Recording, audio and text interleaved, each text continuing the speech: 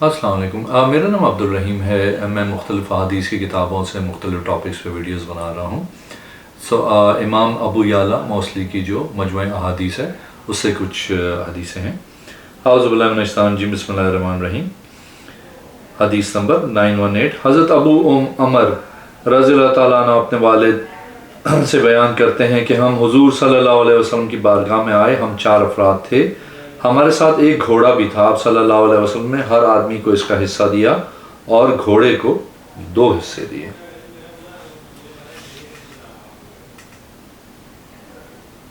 ایک اور حدیث ہے 919۔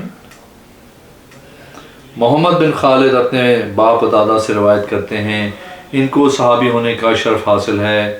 یہ اپنے کسی بھائی کی زیارت کے لیے نکلے، وہاں تک نہیں پہنچے یہاں تک کہ ان کو خبر پہنچی کہ وہ بیمار ہیں۔ انہوں نے فرمایا، میں آپ کی زیارت کے لیے آیا ہوں یا آپ کی عیادت کرنے آیا ہوں یا آپ کو خوشخبری دینے کے لیے؟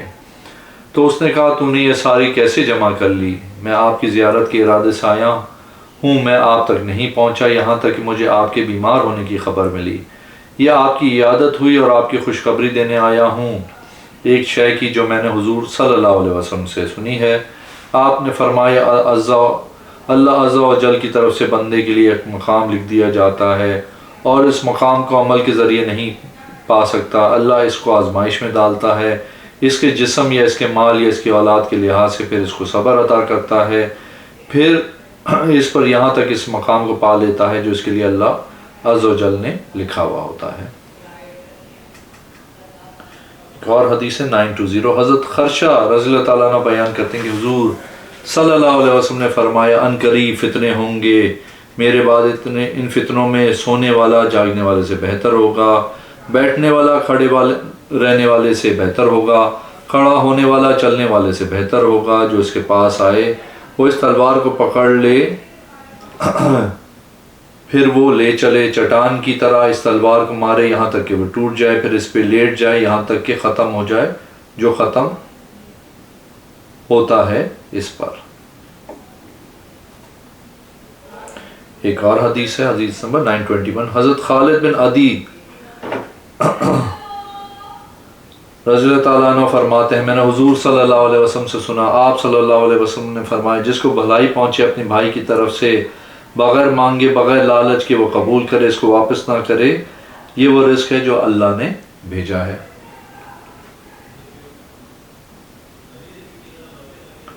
ایک اور حدیث ہے 922۔ حضرت ابو مالک یا ابن مالک رضی اللہ تعالیٰ عنہ سے حضور صلی اللہ علیہ وسلم سے سنا، آپ صلی اللہ علیہ وسلم نے فرمایا، جو کوئی مسلمان یتیم بچے کی کفالت کرے اس کے کھانے اور پینے کے لحاظ سے یہاں تک کہ وہ سمجھدار ہو گیا، اس کے لیے یقیناً جنت واجب ہوگی۔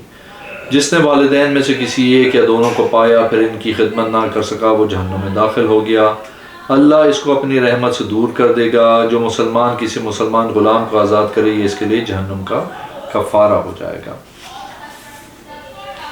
ایک اور حدیث ہے 923۔ حضرت ابو عزہ رضی اللہ تعالیٰ عنہ حضور صلی اللہ علیہ وسلم کے صحابے میں سے کسی سے روایت کرتے ہیں کہ حضور صلی اللہ علیہ وسلم نے فرمایا، جب اللہ عز و جل کسی بندے کی کسی ملک میں روح نکالنا چاہتے ہیں تو اس کا اس ملک میں کوئی کام رکھ دیتے ہیں۔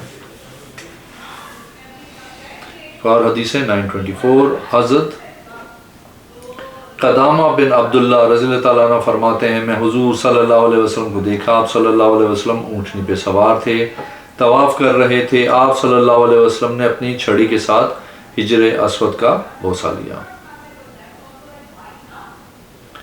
ایک اور حدیث ہے، حضرت ابو لیلہ رضی اللہ تعالیٰ عنہ فرماتے، حضور صلی اللہ علیہ وسلم نکلے اور ہم بھی آپ کے ساتھ۔ آپ صلی اللہ علیہ وسلم کا گزر بنی عدی کے ایک آدمی کے پاس سے ہوا، اس کی ران ننگی تھی۔ حضور صلی اللہ علیہ وسلم نے فرمایا، اے عمر رسید اپنی ران کو ڈھانپ لے، بے شک ران شرمگاہ میں داخل ہے۔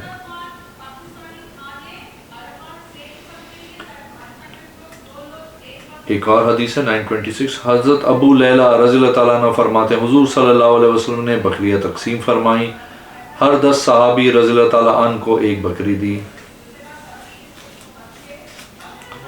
اور حدیث 927۔ حضرت عبد الرحمن بن حسنہ الجہنی الجہنی رضی اللہ تعالیٰ عنہ فرماتے ہیں ہم نے حضور صلی اللہ علیہ وسلم کے ساتھ جہاد کیا، ہم ایسے ملک میں اترے وہاں گو بہت زیادہ تھی، ہم نے اس کو پکڑ لیا، ہنڈیاں ان کے ساتھ ابل رہی تھیں۔ حضور صلی اللہ علیہ وسلم نے فرمایا یہ کیا ہے؟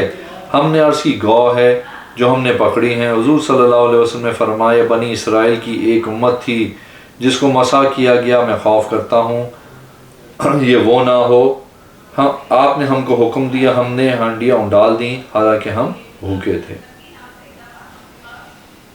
ایک اور حدیث ہے 928، حضرت عبد الرحمن بن حسنہ رضی اللہ تعالیٰ عنہ فرماتے ہیں کہ ہم پر حضور صلی اللہ علیہ وسلم نکلے، اس حالت میں میرے ہاتھ میں ورقہ کی کوئی شے تھی، اس کو رکھا، اس کی طرف منہ کر کے پیشاب کیا۔ بعض لوگ کہتے ہیں اس کی طرف دیکھو ایسے پیشاب کرتے ہیں جس طرح عورت کرتی ہے۔ حضور صلی اللہ علیہ وسلم نے سنا، آپ صلی اللہ علیہ وسلم نے فرمایا تمہارے لیے ہلاکت، کہ آپ نہیں جانتے کہ بنی اسرائیل میں سے کسی کو پیشاب کا قطرہ لگ جاتا تو وہ اسے کینچی کے ساتھ کاٹ دیتے تھے۔ ان کو منع کر دیا گیا، ان کو اس وجہ سے قبر میں عذاب دیا گیا۔ ایک اور حدیث ہے 928، حضرت ابو ارزہ رضی اللہ تعالیٰ عنہ فرماتے ہیں حضور صلی اللہ علیہ وسلم ایک گندم کے مالک کے پاس سے گزرے، وہ گندم فروخت کر رہا تھا۔ حضور صلی اللہ علیہ وسلم نے فرمایا اے اس گندم کے مالک، نیچے بھی گندم اسی طرح ہے؟ اس نے کہا جی ہاں۔ حضور صلی اللہ علیہ وسلم نے فرمایا جو مسلمان سے دھوکہ کرے اس کا تعلق مسلمانوں سے نہیں ہے۔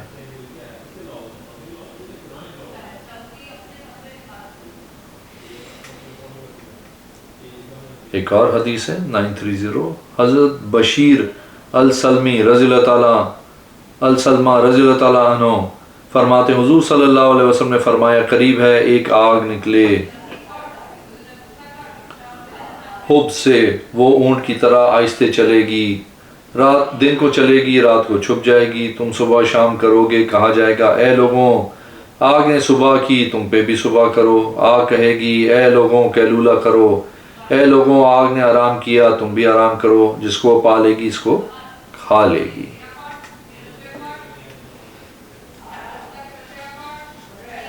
ایک اور حدیث ہے 931، حضرت عبد الرحمن بن عثمان رضی اللہ تعالیٰ عنہ فرماتے میں نے حضور صلی اللہ علیہ وسلم کو جمعے کے دن بازار میں کھڑے ہوئے دیکھا، لوگ اس طرف دیکھ رہے تھے جو گزر رہے تھے۔ ایک اور حدیث ہے 932، حضرت عبد الرحمن الجہنی رضی اللہ تعالیٰ عنہ فرماتے ہیں میں نے حضور صلی اللہ علیہ وسلم سے سنا کل صبح یہودیوں کی طرف سوار ہو کر جاؤ، تم نے ان کے ساتھ سلام سے ابتدا نہیں کرنی، جب وہ تم کو سلام کہیں تو کہیں نا وعلیکم۔ ایک اور حدیث ہے 933، حضرت یزید بن ثابت رضی اللہ تعالیٰ عنہ فرماتے ہم حضور صلی اللہ علیہ وسلم کے ساتھ جنت البقیع کی طرف نکلے، آپ صلی اللہ علیہ وسلم نے ایک نئی قبر دیکھی، آپ صلی اللہ علیہ وسلم نے فرمایا یہ کس کی قبر ہے؟ عرض کی یہ فلانی کی جو فلاں کی لونڈی تھی، یہ دوپہر کے وقت فوت ہوئی تھی، آپ قیلولہ کر رہے تھے، ہم نے ناپسند کیا کہ ہم آپ صلی اللہ علیہ وسلم کو جگائیں، حضور صلی اللہ علیہ وسلم کھڑے ہوئے، ہم نے آپ صلی اللہ علیہ وسلم کے پیچھے صفیں بنائی، آپ صلی اللہ علیہ وسلم نے اس کی جنازہ کی 4 تکبیریں کہیں، آپ صلی اللہ علیہ وسلم نے فرمایا جب تک تم میں نہیں موجود رہوں گا، جب کوئی مر جائے مجھے بتا دیا کرو اس کے متعلق، میں یقیناً کہتا ہوں میری نماز ان کے لیے برکت کا باعث ہوگی۔ ایک اور حدیث ہے حضرت صبرہ رضی اللہ تعالیٰ عنہ فرماتے حضور صلی اللہ علیہ وسلم نے نکاح متع سے منع کیا۔ اور حدیث 935، حضرت صبرہ بن معید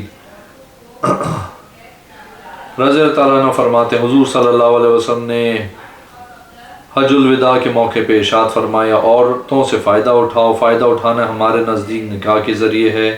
ہم نے معاملہ عورتوں پہ پیش کیا تو انہوں نے انکار کیا، مگر یہ کہ ان کے اور ہمارے درمیان مدت مقرر ہو۔ ہم نے یہ بات حضور صلی اللہ علیہ وسلم کے ہاں ذکر کی تو آپ صلی اللہ علیہ وسلم نے فرمایا ایسا کر لیا کرو، میں اور میرا چچا زاد نکلے، ہم دونوں کے پاس ایک چادر تھی، ہم ایک عورت کے پاس سے گزرے تو اس کو میری جوانی اور میرے چچزاد کی چادر پسند آئی۔ اس نے کہا اس کی چادر کی طرح ہے۔ ہم نے حضور صلی اللہ علیہ وسلم کو دروازے اور رکن کے درمیان پایا۔ آپ نے فرمایا میں نے تمہارے لیے متع کی اجازت دی تھی، بس جس کے پاس عورتوں میں سے کوئی چیز ہو تو اسے چاہیے کہ وہ اس سے جدا ہو جائے، بے شک اللہ نے قیامت تک متع حرام کر دیا ہے۔ ایک اور حدیث ہے 936، حضرت صبرہ بن معید رضی اللہ تعالیٰ عنہ فرماتے ہیں حضور صلی اللہ علیہ وسلم نے اونٹوں کے باڑوں میں نماز پڑھنے سے منع کیا اور بکریوں کے باڑے میں نماز پڑھنے کی رخصت دی۔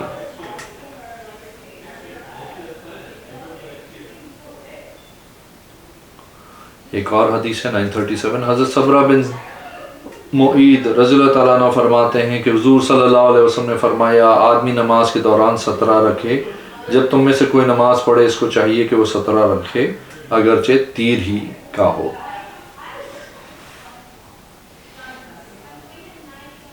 ایک اور حدیث ہے 938، حضرت اسور بن سری رضی اللہ تعالیٰ عنہ حضور صلی اللہ علیہ وسلم سے کہتے ہیں حضور صلی اللہ علیہ وسلم نے فرمایا ہر بچہ فطرت پہ پیدا ہوتا ہے یہاں تک کہ زبان سے بولتا ہے، اس کے ماں باپ اس کو یہودی یا عیسائی بنا دیتے ہیں۔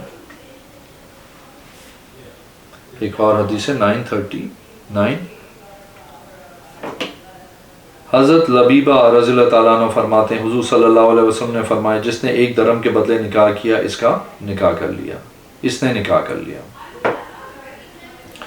اور حدیث 940، حضرت سلیمان بن موسیٰ رضی اللہ تعالیٰ عنہ فرماتے کہ مالک بن عبداللہ